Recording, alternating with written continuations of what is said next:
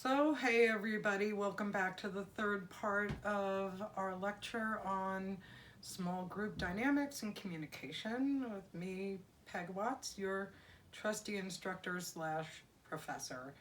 And I hope everything's going well for you still. Wanted you to say hi to our cat, Delilah. She's not totally up for socialization. She likes attention and love on her terms. Yeah, she's friendly. She doesn't, bite or anything. She just. And now she's going to rub up against me because it always has to be on her terms. So that's Delilah. We have another cat, Scarlet. When she's around, I'll find her too. All right, anyways, so wrapping up this unit, remember to read chapter 8 for next week. That's what we're going to be focusing on next. Thinking about anything else that might be important to tell you about right now. Yeah, this YouTube video making stuff looks a lot easier than it is. And so John and I, my stepson John and I, are figuring out best practices for all of this and how to make it less awkward and clunky. So, bear with us. In the meantime, we're all learning about this together. But I already know about group dynamics, so we'll talk about that for a little while. As I said before, though, just know that your only assignments are to check into the forums that I've got posted. One for Wednesday that you have to contribute to within 24 hours, I think it is, and then Friday, same thing. So again, read the discussion post and reply, or start your own discussion post. Actually, you have to start, and everybody needs to reply to 2 people. So if you have questions about that, email me. Wednesday morning, I will be having attendance taken through chat on Moodle in that this week's block on our Moodle site for our class. So you'll go there, you'll find the chat link. It'll say for Wednesday. Click on that and stick around in the chat until I've got attendance taken for everybody. And if you have questions right then, that red hot minute, you can ask me there. Or if I have something that changes or I need to tell you about, I'll ask you too, and then you can move on and watch the instructional videos or read your textbook or any of the other things that you need to do to finish the unit for this week. Right, and so we'll do the same thing next week. I should have the video instruction for this class uploaded by Monday. John, is that a reasonable assessment? Yeah. Yeah. Reggie, drop it. What does he have? Napkin, paper towel, something. Oh, well, my class is used to that. Reggie has not changed at all. Just rescued a paper towel from his mouth. That's right. That's my brilliant top 1% of all dogs. Reggie, the paper recycler. He's got the cleanest intestines in town. Anyway, so we're going to get back to doing this, and you can expect my next series of lectures on chapter 8 to be available Monday morning. So we talked about adjourning, what happens when the natural process of the group comes together, it completes the project, and now it's disbanding or it's changing in some way that is, changes the dynamics of the group. So maybe it ends the group being together at all. So that was that about the group's functioning. So now we're going to kind of focus for a few minutes on the dynamics of the group itself and the structure of it. So group cohesion and breakdown is something that experts in psychology and sociology study, and in group communication, organizational communication. This is a very important research area. And a part of this talks about why do groups come together, which we just talked about in previous videos. How come they stay together, and why do they disband? So right here we have a few things to think about. We've got some groups come together because out of sentimentality. So they have feelings for one another. They're family based. It's a sorority. Those kinds of organizations that make you feel like you belong and you're engaged and you're it's more a primary group would come together because of sentiment-based motivation. So then you've got reward-based, and so that can happen in a primary family. You get rewards, primary group, you get rewards for being a part of. Sometimes they're emotional, sometimes they're psychological, sometimes they're hard. They're hard, money or other sorts of replications or rewards for being a part of the group. So it's a reward-based motivation for coming together as a group. Then you've got the assignment-based group. So, sorry, I'm visually impaired. Have to get up close to read it. But the assignment-based group comes together much like it's a task-oriented group, obviously. Families don't come together as an assignment. That's not the objective. So this would be a task-oriented, usually a work group or a workshop or some kind of training class, things like that. That's why people would come together and have cohesion. So because it's assignment-based, it's task-oriented, that's what keeps people together in the group. And then dependency-based. And, that's like...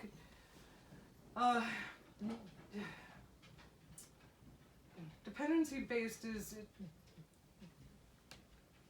having the group come together because they need each other to fulfill certain things. So support groups can be like that. Families can also be like that.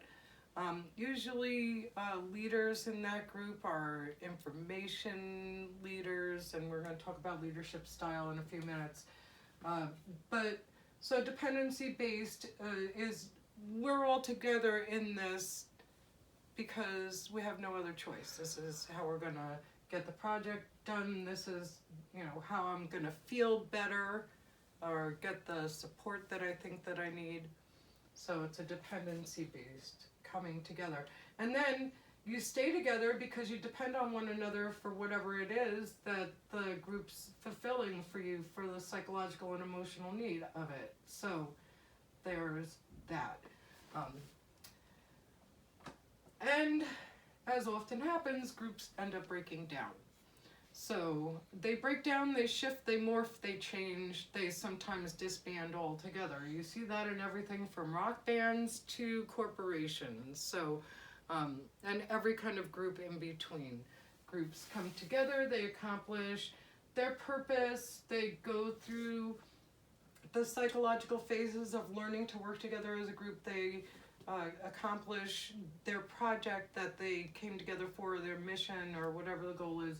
Things shift and change, and that's, can sometimes lead to total group breakdown. So what is that? So group breakdown occurs when conflict emerges among members, causing deterioration or disillusion. So the process of breakdown, that can happen during the storming part of coming together, right? There's miscommunications, there's conflict, there's misunderstanding. It doesn't necessarily mean that the group is going to disband, though. They may change the way that they do things. They may change their approach to the problem or leadership even. But the group may not break down because of this. It could totally lead to breakdown. It certainly doesn't help communication in any way. It doesn't help get the problem solved, but it seems to be part of the natural process of that storming phase of groups learning to work together. So, a number of factors can contribute to the group breakdown, and some of them you'll probably recognize from having been in groups yourself. So, there's a normative confusion. So there's confusion about the rules. What can and can't we do? That would be thing one. There's rank ineffectiveness. So there doesn't feel like there's leadership, or most of the group isn't able to fall behind whoever is designated as the leader. And so that can cause group breakdown. There's a lack of trust or a loss of confidence in whoever is the leader or has a significant role in helping the group to operate. And then there's groupthink, and that's when voices are suppressed. And how does that happen? Well, think of peer pressure. That's groupthink in action. You may hear something that's gossipy about somebody, and you sort of know that person a little bit. You kind of doubt that it's true, but everybody else around you is kind of like, oh yeah, that's hilarious, or oh yeah, I'll bet, or whatever it is that they're chiming in with, whoever is telling this gossipy story in your little circle of friends that are hanging out. And instead of you standing up or even speaking out and saying, you know, I know that guy and that doesn't really strike me as the way that he operates or how he intends things or whatever, you just kind of go along and don't say anything. So voices are suppressed in groupthink. This happens in corporations. A project manager or an executive or upper management will come up with this idea, and you know, it at first gets everyone to rally and fall behind the idea, whatever it is, and create this team to implement this project. And then after a while it becomes apparent to some of the members there that for one reason or another the project can't be completed, or at least not completed in the way that it's laid out. And because the leader maybe is so authoritative, maybe they've got a little narcissism going on, they're not making it easy for people to express their feelings or their discontent or their dissent in the way that things are moving, decisions that are made. Maybe other people's voices about what the pitfalls or the pluses of a certain strategy for this project or a certain thing that's going to be implemented are. So they have the disagreement, but they're not.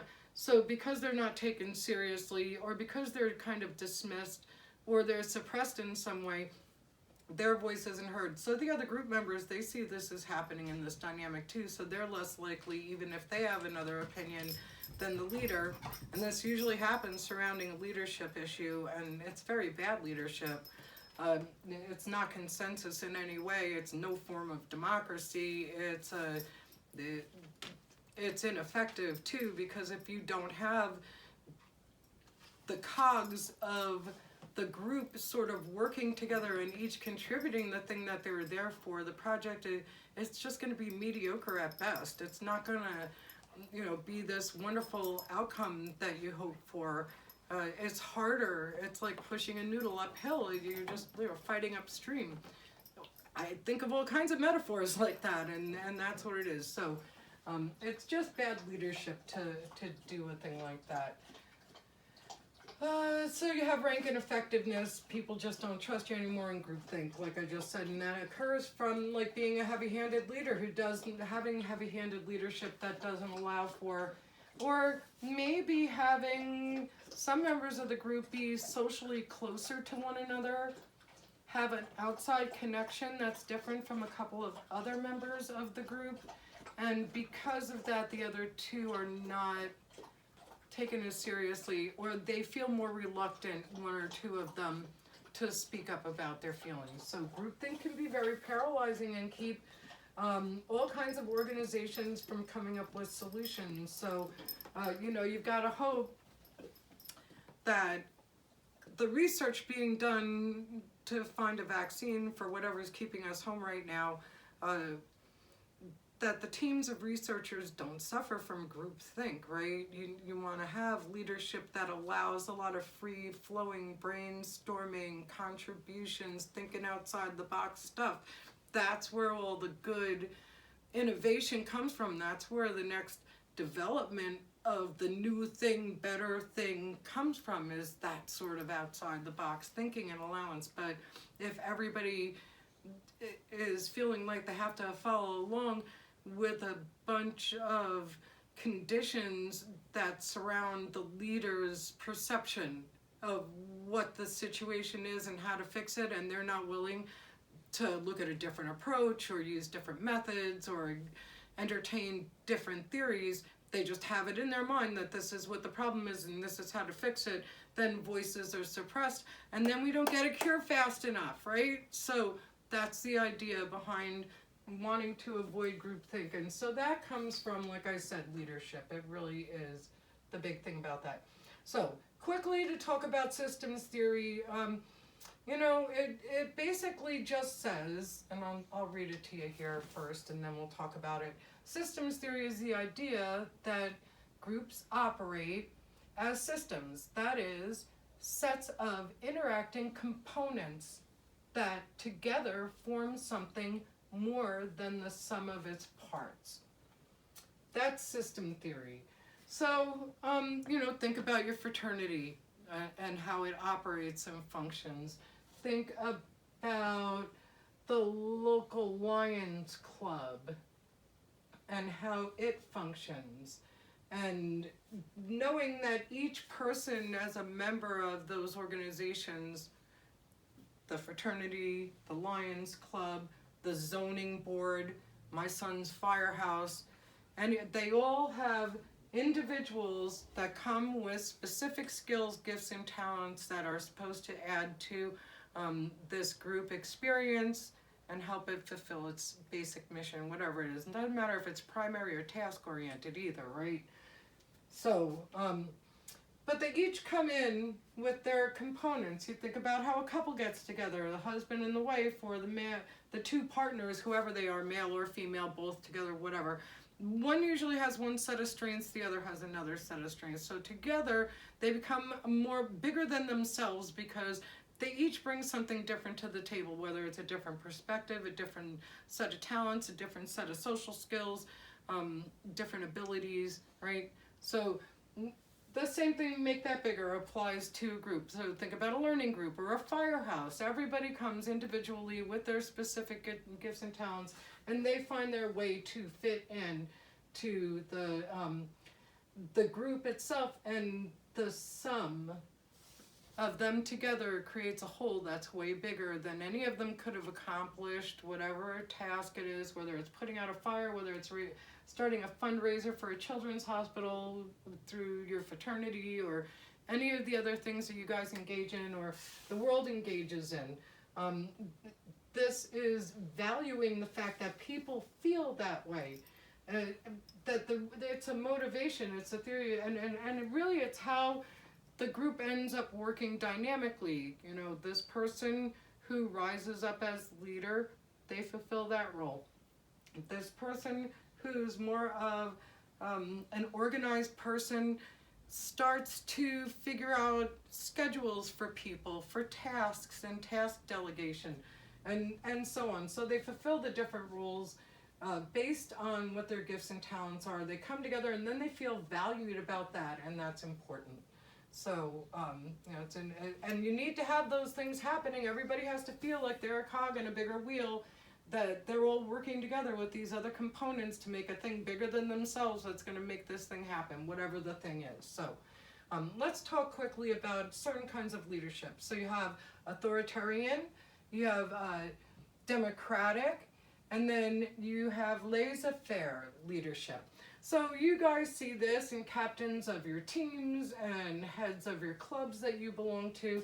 Authoritarian maintains control and he's more of a director than a leader, or more of a dictator actually is what they say. Their word is law. You're doing it because they said so. This isn't happening because I'm the boss, and like your parents sometimes resort to that too, right? You're not going to that place, or you can't use the car. Why? Because I said so. Authoritarian answer. So then you have the democratic leader that allows everyone to have input, and all opinions matter. That doesn't mean that the leader is going to bend to your desires because you have an opinion. It just means your opinion is allowed, and here you'll have less groupthink. So think of your parents now. You ask to use the car, and they say, really, don't feel comfortable about you using it tonight, and you say, well, I'm only going to XYZ, and I'll put gas in it, and I'll bring it back by midnight, and then they sort of are able to reconsider their opinion, or they could stick to their guns and say, I appreciate that, but I might need the car later on this evening, and that's why. So then you can understand that, right? But that's very different from the parent that just says, I said no, no means no, no, you don't even need an explanation, it's just accept my authority on this planet, and I said no. And then the laissez-faire, who's very hands-off leader and lets members kind of do as they choose. And You can see this in parenting styles too, and it doesn't really work very well. It's a lazy way, it's a non-confrontational, it avoids confrontation and responsibility a lot. So this is the leader that, you know, sort of is a figurehead in the family or sort of is a figurehead in the organization, but they don't give direction. They don't give a lot. They may give some feedback, but they kind of let people do their own thing. That's a loose, sort of very hippy-dippy-ish way of looking at it. I'm a hippie, so, you know, I should be able to get behind that better, but I think you need to have more of a middle-of-the-road democratic leader to have effective leadership in a small or large group. How are we doing for time? We're at 20. Okay, let's stop. Okay. There'll be one more video. We'll be back.